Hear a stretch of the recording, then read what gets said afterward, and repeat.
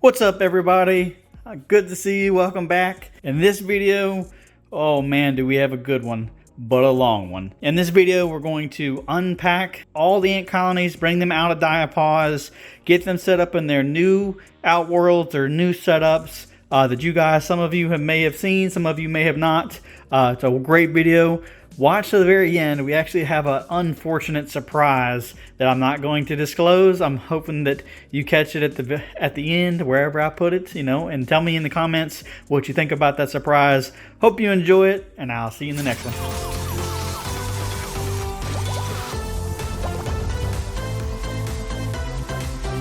All right, guys, welcome back to S&E Ants. We are going to finally bring the colonies out of Diapause today. So in this first intro shot, what we're going to do is I'm showing you that everybody's in the fridge currently, and we are actually moving them from the fridge to the counter workspace area that we keep the ants at.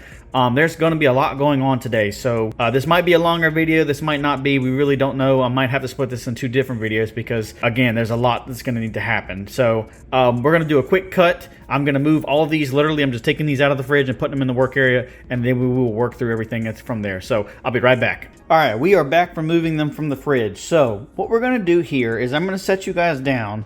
And we need to go through all the colonies. So if you watched the most recent, I guess you would say, because again, in a couple of videos ago, I told you guys that it would be kind of slow going through this process because of Diapause. But now, since we're out of Diapause, this process should kind of speed back up. We'll get back into the mix of making videos. But in those last videos, we had the Camponotus Diapause over here. And if I can zoom in real quick on them, they're doing great. I know it's a little blurry because I'm not close, but I'm showing you them.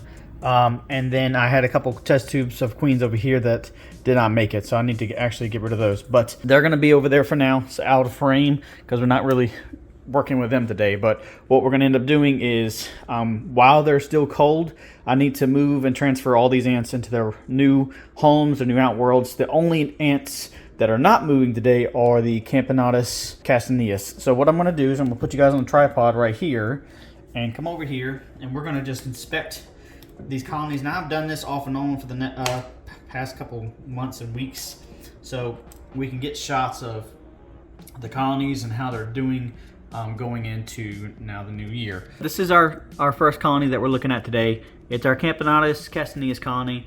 You can see they're all doing well in there. The queen's back there in the middle of the frame. I'm a little shaky. I haven't done recordings in a while, but you can see they're really slow. They're all huddled up. That's kind of what we're looking for. There are another group down here that like to huddle up. But the plan is, again, we want to take them out. We don't want to do anything drastic right off the bat. So what we're going to do is we're going to leave them here to warm up, because these are actually, like I said, I've had these probably around, I would say, 45 to 50 degrees, give or take. So you don't want to put immediate heat on them. They need to get back to room temperature. I'm not going to feed them anything immediately. I am going to make sure that all of the nectar is filled up. They already have water up here. You can see they have plenty of water left. I do need to give them some humidity, water in the humidity chamber down there. But as of right now, we're kind of just going to let these guys, or excuse me, these girls sit out, warm up, and fill this feeder up. That's all we're doing with the castaneus colony until they get bigger. Because if you can see, they have plenty of room, and we kind of discussed that last year. I don't want to do anything to this nest. They just need to keep growing and getting a little bit bigger, and keeping the nest clean. That's all we're doing. So I'm going to set them off to the side. The next big colony, what we're going to do is, and we kind of talked about this in Christmas. So we got a new outworld for this particular colony over Christmas, and I told you guys I would kind of show you what's going on. But as you can see, this huge crack here, that's no good. It's not good. And I kind of explained everything before. Because of the colony in Diapause and the plastic gets cold. When the plastic gets cold, it gets very brittle, okay? It's very loose. You can see this top. So everything shrinks and gets really hard in cold temperatures. But the pressure from this tube being placed on the plastic has cracked the outworld. So I ended up having to get a new outworld, which is here. which is it's a couple different things about this outworld that I'm going to enjoy. So we kind of went over in the video that you see these pillars in the corners. We always had issues in the past that the ants would just get in these corners and climb right up and right out. And that's why I kind of fought with this barrier the entire year and keeping the ants inside. Now in this new outworld, they don't have those corners to climb up. What we're going to do is we're going to just transfer the 2 feeders out into the new outworld over here.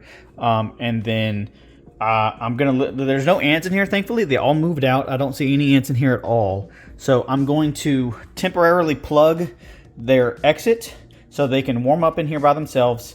I need to put the fluon barrier, which is back here. I need to put the fluon barrier in this just in case. You always want a fluon barrier if you're not comfortable with your ants. I am. I just would like one anyway. So I'm going to put a fluon barrier in this. And then this is actually going to go into, I wouldn't call it retirement, but into storage. This is going to be for if I need an emergency outworld or anything like that. It's still functional. I did put a piece of tape, and you may not be able to see it, but I put a piece of clear tape over this crack so the ants can't get out. Let's go ahead and do that. We're just going to pop this top off real quick right here. Like I said, it's very loose. It's not even hard to take off because it's so cold.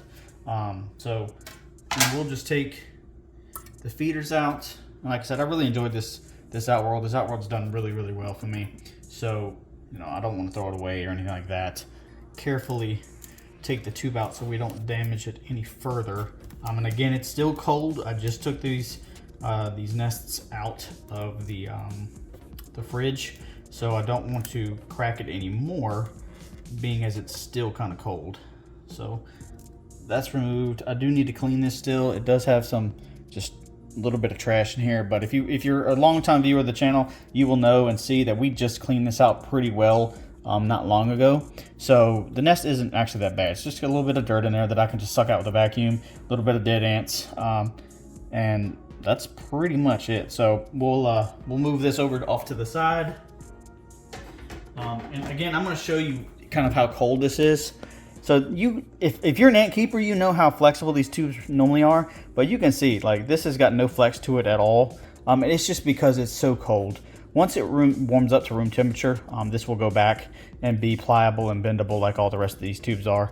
But like I said, right now you can actually see the colony bunched up in this corner.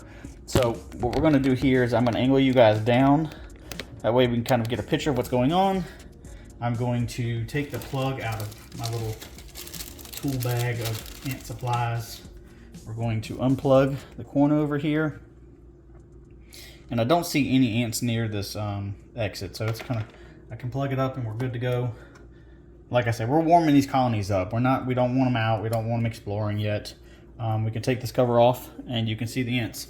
So there is some type of, but there is some moisture inside of the colony, which is not a bad thing because it doesn't freeze. But you can see the colony right here. They are all bunched up, and there's a little bit of a glare here, so try not to mind that too much. But overall, the colony looks really good. The main cluster is right here in the middle and off to the left. Again, I have not seen the queen in a couple months, to be honest with you, just because they get packed so tight in these little clumps that they do. And just so you guys know, if you're not super familiar with Camponotus, they can go dormant if they get too cold, and it will take them a little while to wake back up, essentially. So if you see right here in the middle, and maybe I can zoom in, some of these ants look dead. You can see that they're kind of folded up. That's not necessarily the truth. What you want to do is you want to unhibernate them and give them plenty of time to warm up, get room temperature, get back into the groove of things. You don't want to say, oh, these ants are dead, and then throw them out. I have seen in other videos and other ant keepers' experiences that they find their queen in this sort of state and they throw her away because they think she's dead. And then I've seen a couple of them, they come back, they get out of that dormant state, and you wouldn't want to get rid of your queen. So we do have some eggs here, which is a good sign. That means that they survived over winter, which is great. So they can kind of jumpstart into things. We're not, like I said, we're not feeding them. We're going to give them fluids, but we want them just to kind of warm up right now because they have been in the fridge since I think the end of October, November. So I think this is about a 4-month spread, which is kind of what I do typically with them. I know a lot of you might look at this and say, wow, that's a lot of space for these ants, and you're right. I kind of moved these ants preemptively into a bigger space because if you remember, and again, if you're an OG subscriber, they were in this nest right here, and this nest was just way too crowded. If I can get the cover off for you, but anyway, this nest was way too crowded for them, and I needed more space for them because they were wall to wall to this. So the plan is to leave them in this for a good little while. They have their new outworld, which is great. The other colony, which we're going to get to here in a second, is going to move into the nest I just showed you. So you got to remember that these ants are really clumped up through here, really clumped up. So a lot of these ants will spread out across this nest and give them plenty of room to do whatever. And Mac, like I said, made this custom for me. A couple of hydration towers or humidity towers back here, watering port back here, and entrance exit over here, or another watering port, and same thing here, entrance exit or another watering port. So plenty of options with this nest. They'll live in this for a long time. And again, I don't know if you saw the other videos, but I did try to portion this off with cotton. Ants didn't like it. They tore into it, and there is a little bit of old cotton in here. I could actually kind of grab and get out, and you can see it right here too. But I'm going to leave it there for them. They can do something with it as they warm up. Like I said, I'm kind of worried. I just want to find the queen, and once we verify that she's alive, we're good to go. So we'll leave them there, and we're going to set them off to the side as well. This colony's done really well for me. There have only been a couple of die-offs, and you can see like how old this stuff is, because when you flip it upside down, it's like almost like glue. So we just need to clean this out, put some fresh in there for them to drink, and we're good to go. And as you can see, I've washed it out. I'm going to kind of clean this out just a little bit with some paper towel and hot water. This is all this is. No soap, no bleach, no nothing like that. Again, we don't want to poison our ants. So I'm just kind of cleaning this out with some water, some paper towels, getting any kind of the old mold or anything like that that may be in this. Again, you want to use this time when the ants are kind of slowed down, getting back into the groove, and you want to clean them off as much as possible. So that's cleaned out. This looks a whole lot better than it did, and I actually just ordered some of this yesterday because that was an entire year's worth. So this is a 240 mil. That was an entire year's worth, and this is kind of what's left over from last year. I'm just going to top them off now with this. I just ordered a 550 mil to last us the entire year. This coming up season. So kind of show you how I fill this up, and you can see it's a lot more fluid. It's got a lot more water in it. The water hasn't evaporated out. Now this stuff is super slick, and because I cleaned the glass, it's because these are glass at the top right here. Sorry you couldn't see that, but these are glass at the top. So I'm going to just take the top off of this, throw this in there, and then these girls will be good to go until we start getting, I'll have to start getting some crickets and stuff for them once they start warming up and they start to feed again. But as of right now, these girls are great and good to go. It looks like that poor ant is stuck. And you can see where I said the syrup is a clump. So I need to save this ant if I can. So what we'll do is pop the top off here.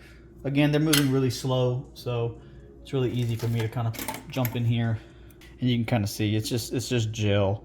So we'll do the same thing with this colony. They have a lot of trash. So, and you'll see we have something special for this colony too. So I'll put the top back on them real quick and showcase them since I didn't. This is, and again, if you're not familiar and don't remember, this is the new Pennsylvanicus queen that I struggled with for almost an entire year trying to get her to start her colony. I brood boosted her, which was one of my more popular videos. With this colony, I took a couple of pupae from this colony and put them in with her. She accepted them, they hatched out, and then after that, boom, the entire colony exploded. So as you can see, this mini hearth is slapped packed, and this is a mini hearth XL.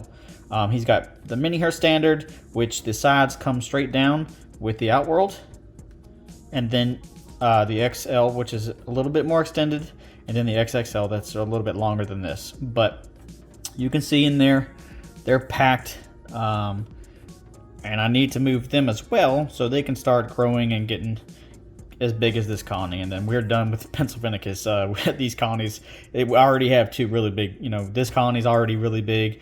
A lot of folks don't get their colonies this big, and you know, this colony is going to be just as big as this one. So we're going to go ahead and move them and get them into their new outworld and into their new nest as well. This is going to be their new outworld.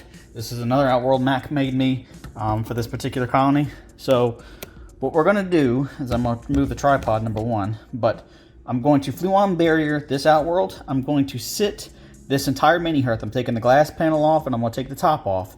I'm going to sit this entire mini hearth down into this outworld.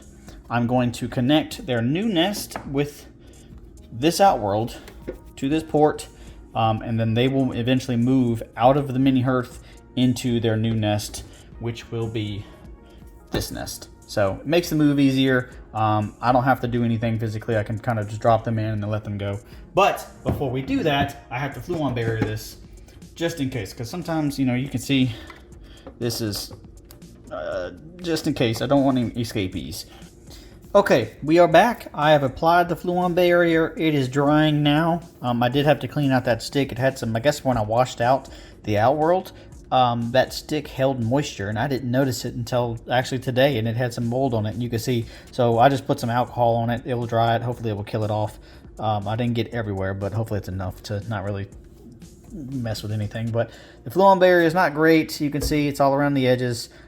It's just something to help keep the ants down. I'm not really looking forward to keep this top off. So what we'll do is now we'll move these two off here, and we're going to use the two new feeders, and we'll fill one up with just the nectar, and then the second one, what we'll do is we'll fill it up with just plain old bottled water. You kind of, or I can just drip the nectar everywhere. You know, that's great too. But you guys know that I've kind of talked about the bottled water thing. I don't like using tap water. A lot of tap water, especially if you live in the city, has a lot of chemicals in it. Especially if you're here in the United States anyway. Tap water's got a lot of chemicals in it that are not designed for animals and insects. So I use bottled water. I am not on city water, but it's still the fact that I'd much rather use bottled water. It's just a safer alternative to using tap water, or even, you know, depending on where you live, well water might be contaminated with stuff that might not hurt you as a person, but it could not be good for your pet ants. You don't want to kill off your ants. You know, these are our pets. So what I'm doing here, just filling the water up. I use a syringe that Mac kind of gives, but you know, honestly, what we can do is just, these are big enough just to kind of dump in just a little bit. I'll say I'll probably make a mess here, to be honest with you, but okay. And then we'll put the top on that one as well. Move that to the back, and now we are ready to move this. The plan here is to block this back port enough to slip this entire enclosure into this outworld. So I need to get another plug from our toolkit from Mac. And then, you know, I usually keep all these little bits and bobs because you never know when you'll actually need one. So I'm just going to quickly unplug this. Plug this in. We're going to pop the top off. And we want to make sure this fits in, which it does nicely, just like that. We should be able to get the top on. Well, not exactly, but let's see. But we want to kind of just nestle this down in here just enough where we're not damaging the inside of the outworld. I might have to do something different here. So the good thing about these outworlds, and if you get these from Mac, I'm going to show you kind of like a little trick. So you can kind of see where this top is supposed to sit into this this outworld, it kind of sits inside of it. Well, what you can do is you just flip this over and you give yourself maybe a ½ inch of space, and it still makes a seal. Now granted, it's loose, but you can kind of just sit it right there. And what I'll do is I'll take the side off of this now and just kind of leave it like this. Let all the ants kind of get acclimated to everything. I am going to move a couple of things around, so once this is set and undone, we're gonna be good to go. I'm gonna fill up these nest mates, plug them into the top of here, plug the ants into the back of this nest, and give them time to move over. So you can kind of hang back and watch me do that. I need to find another nest mate, which I actually have 2 here because of the outworld, or actually the mini hearth. So we'll fill these up, and these actually you kind of need. So one's already filled up with water. I really don't need to do anything with this one. This one's already got water in it. I'll just stick that one right in there like that. And the second one, this is when the little hydration needles that Matt gives you kind of come into play here. And again, if you've never seen me fill these up, here's one here. You just kind of stick your thumb over this end, pop the top off, and just fill the water all the way up. Not all the way to the end, but right about there. Your thumb is still over the end, just so you know this. And stick this right in. And now, once you undo your thumb, none of it will come out. Kind of like that. I need to see if I can get this front plate off. It's a little tight on this nest. There we go. So, this is the nest with the glass on. And we just want to give just enough for the ants to kind of get on those nest mates and get water. Pop the back off of this. Slide this tube in, and it's a pretty long, you can see it's a long nest tube, so I can just kind of push that in, and you should see it come through right about there. And then that gives me some room to connect to the new outworld. And again, I have another side entrance here if I ever want to expand that way. Or I can do like a side. That's a good thing about this. I can kind of do a side thing where I can see both the outworld and this, which I might actually do. That's kind of a cooler look than having it this way. So let's do that instead. I like that look. So what we'll do is we'll turn these around, kind of show you what I'm doing. So I'm gonna take this first cover off. And what I'm gonna do is I'm literally gonna slide the glass off and stick them inside of the outworld. That's all I'm doing. Now, I want to do this kind of fast because I don't want them to pour out over top of me either. So I'm going to do this easy. I'm not freaking out or anything like that. Again, I know they're kind of cold, which they are.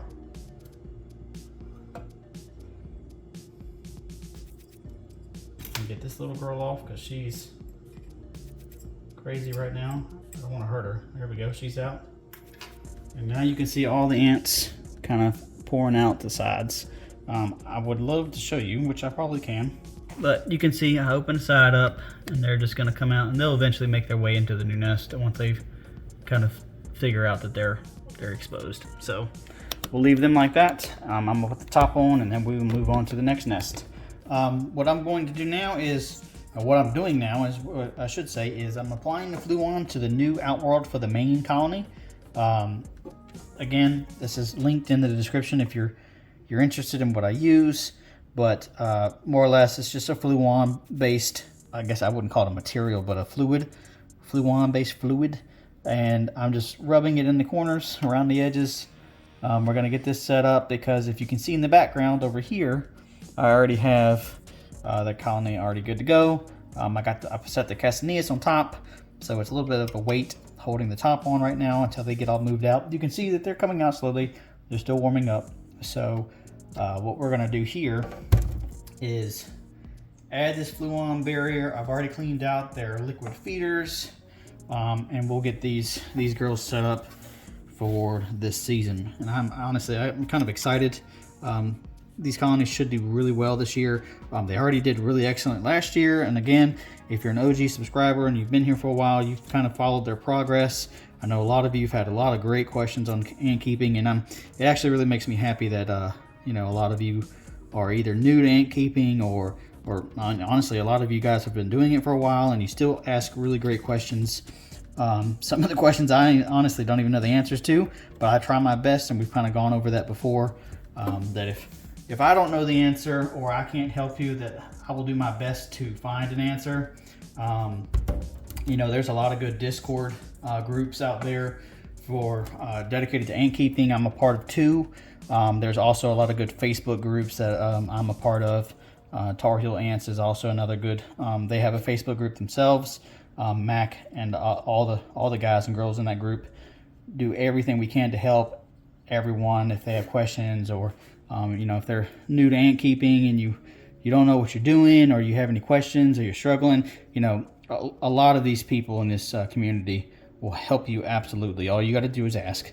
And I don't want anyone to feel like, you know, their question is not important, or, you know, maybe their question is silly, because honestly, we all start from the bottom. We all start from ground zero. So a lot of us kind of had to either figure this out on our own, or ask the silly questions ourselves. The fluon barrier is on. Like I said, it's really quick. I'll show you real quick what I use. PTFE Plus from by Formica. This is a really good applicator too. It's like a lip gloss applicator that women use, but you just around the edges and you're good to go. So I've already cleaned these 2 out and filled these up. So what we're gonna do is kind of utilize how Mac made this. Stick those 2 there. Eventually we have a feeder somewhere. This is one of my older ones. It's kind of, honestly, it's just gross. I need to clean it, but that will go right here in this corner here. And the ants can get on top of this and feed and not get in my corners. So that is the entire purpose of this. I'm going to, the entrance exits here for the nest and the outworld's here. So I'm just going to connect these 2 and kind of sit them in front of the setups while they're all getting out. And you can see they're already out exploring, which is great. They're kind of just still warming up. You see them all figuring out what's going on. So that may take a day or 2 for them to kind of get out of their comfort zone and kind of move into this nest. I'll do an update video about this. I can't do a time lapse because they're still warming up. I'm utilizing the time that they're cold to do this, and we'll kind of move everything out and give an update video about that. So I'm just going to do a little quick thing about this, and we'll do an intro and after everything's cleaned up and set up. I'll be right back. Hey everyone, now we're back for pretty much the end of the video. What I've done is I've kind of cleaned up everything, put everything where it needed to be. I got a little bit more trash, but I kind of showed everyone what's going on. So you can see that they're all getting active, which is great. I will leave them in there for a while to kind of get comfortable with their new space. Again, they are connected to the new nest. They will get tired of being in this open area. They will eventually move into this nest. I do need to put some humidity in there for them, but both the nest mates are done. This is just the glass cover and top for this. So as soon as all of this is cleaned up, I can get good to go. You can see there's actually a Castaneus worker out, which is wonderful. They're in there. They look like they're moving around. And then I've taken the top off of this one more time to kind of expose, which I actually saw, this huge clump of overwintered larvae, which is always a great sign. I know we saw some earlier. There's some more right here that has survived. Sorry for the zoom, but I have not been able to spot the queen here. So what I'll do is I'll sit right here just for a second. Maybe you could spot her. Maybe we can spot her. You can see these huge majors walking around. They look like the queen, but they're not. Those are majors. There's another big major over here, but she's in here somewhere. I just do not know where. There's some more eggs right here. So we got eggs here, eggs here, eggs here, or not eggs, excuse me, larvae here, larvae here, larvae here. So she's in here somewhere, and like I said, they did a great job of overwintering all the larvae. I just don't know where she is, and that's kind of my biggest concern, is you just want to find the queen, make sure she's alive, coming out of Diapause.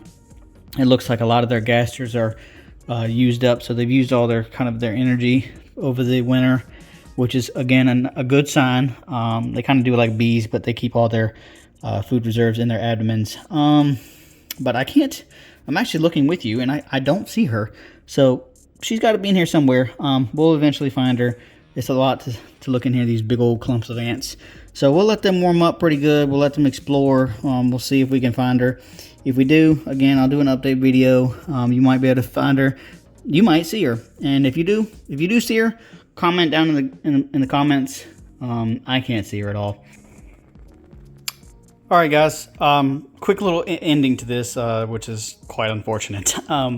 So, as you can see right here, this is the queen. She is balled up and does not look great. So, all the ants around her are okay.